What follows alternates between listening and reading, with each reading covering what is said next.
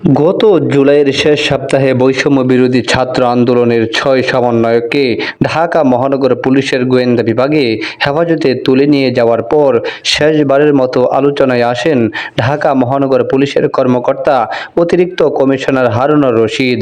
সমালোচিত এই সাবেক ডিবি প্রধান বিসিএস চাকরিতে ভুয়া মুক্তিযোদ্ধার সার্টিফিকেট ব্যবহারের অভিযোগ উঠেছে। শুক্রবার ১৬ আগস্ট একটি জাতীয় দৈনিকের প্রতিবেদনে উল্লেখ করা হয়, হারুনুর রশিদ কিশোরগঞ্জের মিঠামইন উপজেলার হোসেনপুর গ্রামে জন্মগ্রহণ করেন। তার বাবা আব্দুল হাশেম ও মা জহুরা খাতুন। সাবেক ডিবি প্রধান হারুনুর রশিদের প্রয়াত বাবা আব্দুল হাশেম ঘাগড়া বাজারে চালের কারবার করতেন। হাওরের সেচ প্রকল্পেও শ্রম দিতেন। হারুন ঢাকা বিশ্ববিদ্যালয়ের সমাজ বিজ্ঞান বিভাগ থেকে অনার্স করেন। লেখাপড়া শেষে ১৯৯৬ সালে আওয়ামী লীগ সরকারের শেষ সময়ে মুক্তিযোদ্ধা কোটায় পুলিশে চাকরি পান। ২০০১ সালে বিএনপি সরকার এসে তার পদায়ন আটকে দেয়। 1-11-এর সময় হারুনের চাকরি স্থায়ী হয়।